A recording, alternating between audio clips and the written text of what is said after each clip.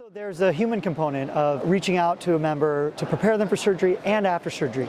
We have wonderful technology based around this, but we don't ignore the fact that people still need that human connection. They want to just have an affirmative or someone letting you know that this is normal or that this isn't.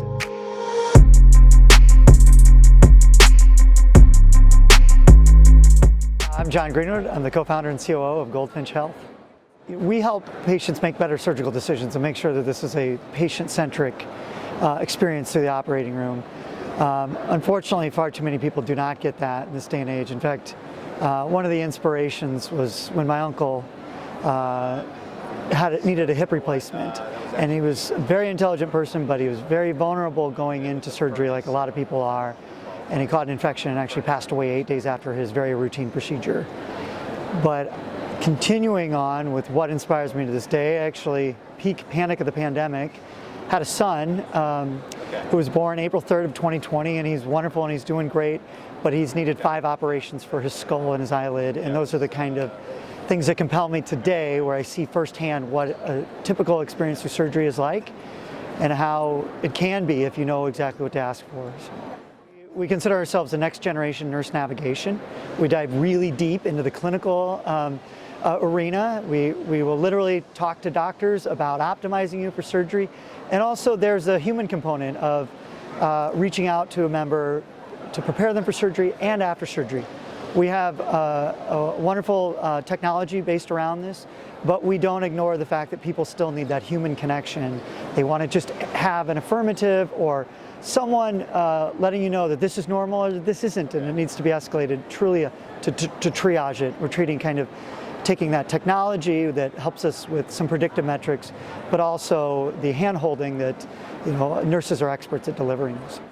Tylenol and ibuprofen have been shown to be 3 times more effective than oxycodone. But when we did a survey, only 8% of people knew that Tylenol and ibuprofen were different drug classes.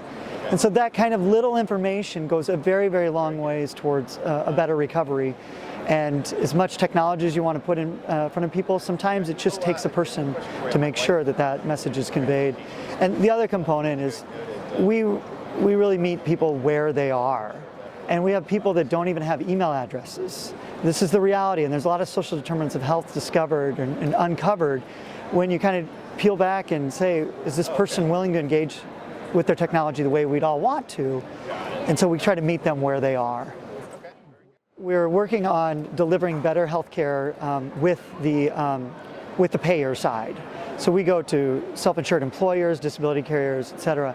Some of the really important metrics that we're working on now is onboarding our first unions, who the skilled trades are uniquely exposed to the opioid epidemic, where 27% of all opioid overdose deaths occur in the skilled trades. And so by leveraging and leaning hard into that metric, they're very, very receptive and looking for proactive solutions. We're also beginning to work with health systems around a portion of what we're working on is called the Billion Pill Pledge. Over 3 billion pills are left over each year, opioid pills are left over each year after surgery.